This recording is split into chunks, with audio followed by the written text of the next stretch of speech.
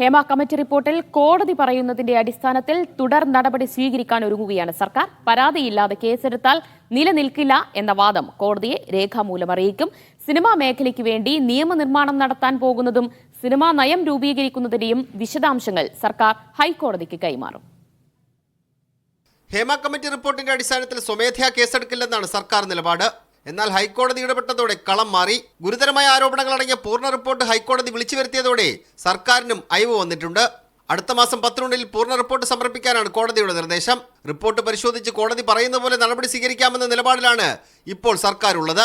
കേസെടുക്കാൻ കോടതി പറഞ്ഞാൽ FIR ഇടും. അതേസമയം തന്നെ പരാതിയില്ലാത്തത് കൊണ്ടാണ് കേസെടുക്കാത്തതെന്നും കേസെടുത്താൽ മൊഴി നൽകിയവരുടെ വിവരങ്ങൾ പുറത്തുവരുമെന്ന ആശങ്കയും സർക്കാർ കോടതിയിൽ പങ്കുവയ്ക്കും. കമ്മിറ്റിക്ക് മുന്നിൽ മൊഴി നൽകിയ ആരെങ്കിലും പരാതി നൽകിയാൽ കേസെടുത്ത് തുടർ നടപടി സ്വീകരിക്കാൻ തയ്യാറാണെന്നും കോടതിയെ അറിയിക്കാനാണ് സർക്കാർ തലത്തിലെ ധാരണ.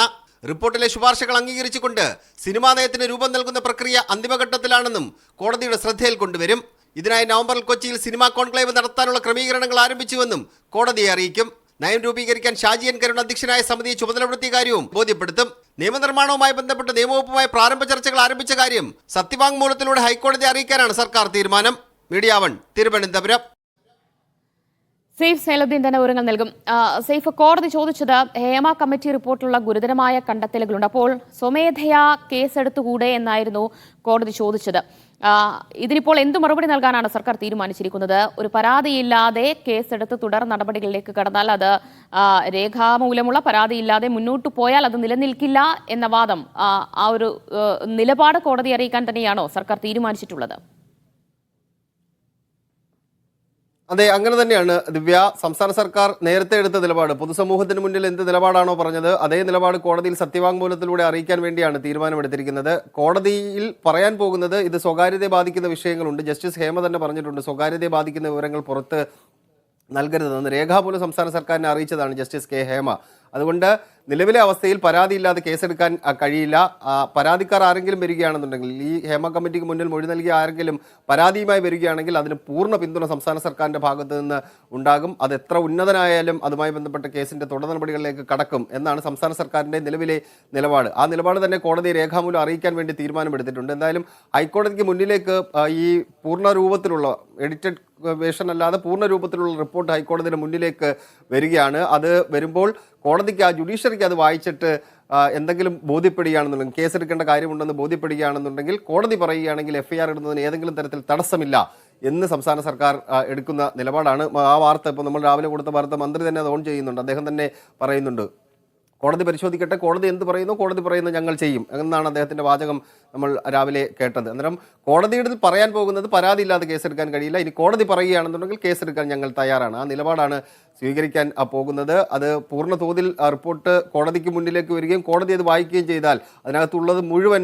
നിയമലംഘനങ്ങളും ക്രിമിനൽ കുറ്റങ്ങളും ഒക്കെയാണ്.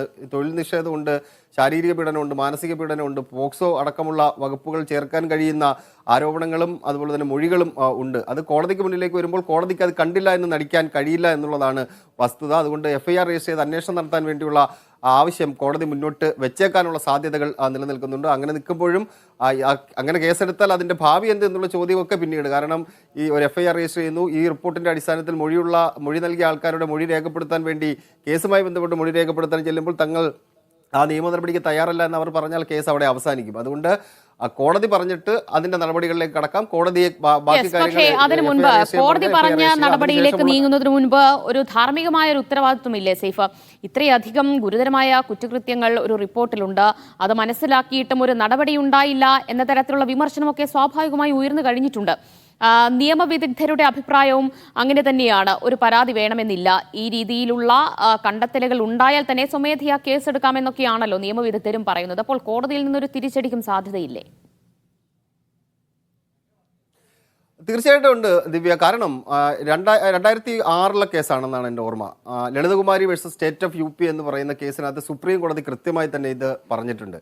ഒരു കൊഗ്നൈസബിൾ ഒഫൻസ്, ഒരു കുറ്റകൃത്യം ശ്രദ്ധയിൽപ്പെടുകയാണെന്നുണ്ടെങ്കിൽ സംസ്ഥാന സർക്കാരിന്റെ FIR രജിസ്റ്റർ ചെയ്തതിനു ശേഷം അതിന്റെ തുടർ നടപടികളിലേക്ക് കടക്കാം. അതിന് ഒരു പരാതി വേണ്ട. അത് ഒരു കോഗ്നൈസബിൾ ഒഫൻസ് ആണ് ശ്രദ്ധയിൽ വരുന്നതെന്നുണ്ടെങ്കിൽ സ്വാഭാവികമായിട്ട് FIR രജിസ്റ്റർ ചെയ്ത് അതിന്റെ തുടർ നടപടികളിലേക്ക് കടക്കാമെന്ന്. FIR രജിസ്റ്റർ ചെയ്തതിന് സംസ്ഥാന സർക്കാരിന് ഏതെങ്കിലും തരത്തിലുള്ള നിയമ തടസ്സങ്ങൾ നിലവിൽ ഇല്ല. അവർക്ക് FIR രജിസ്റ്റർ ചെയ്യാം. അതിന്റെ തുടർ നടപടികൾ എന്ത് എന്നുള്ളത് പിന്നീടുള്ള ചോദ്യമാണ്. കാരണം FIR രജിസ്റ്റർ ചെയ്ത് ഒരു പരാതി ജസ്റ്റിസ് ഹേമ റിപ്പോർട്ടിന്റെ അടിസ്ഥാനത്തിൽ ഒരു പരാതി കണ്ടെത്തി അവരുടെ മൊഴി, സാക്ഷി നൽകിയ ആൾക്കാരുടെ മൊഴി രേഖപ്പെടുത്താൻ വേണ്ടി ചെല്ലുമ്പോൾ അവർക്ക് അതിന്റെ തുടർ നടപടിക്ക് തയ്യാറല്ല എന്നുണ്ടെങ്കിൽ കേസിന്റെ ഭാവി തുലാസിലാവും. അത് പിന്നീടുള്ള കാര്യം. പക്ഷേ സുപ്രീം കോടതി മാനദണ്ഡം അനുസരിച്ചും സുപ്രീം കോടതി വിധികൾ അനുസരിച്ചും ഒരു കുറ്റകൃത്യ സർക്കാരിന്റെ ശ്രദ്ധയിൽ വന്നിട്ടുണ്ട്, ഇതിനോടകം തന്നെ വന്നിട്ടുണ്ട്. വേണമെങ്കിൽ സംസ്ഥാന സർക്കാരിന് FIR രജിസ്റ്റർ ചെയ്ത് അതിന്റെ തുടർ നടപടികളിലേക്ക് കടക്കാം എന്നുള്ളത് മാത്രമേ ഉള്ളൂ. പക്ഷേ സംസ്ഥാന സർക്കാർ അത് ചെയ്യുന്നില്ല.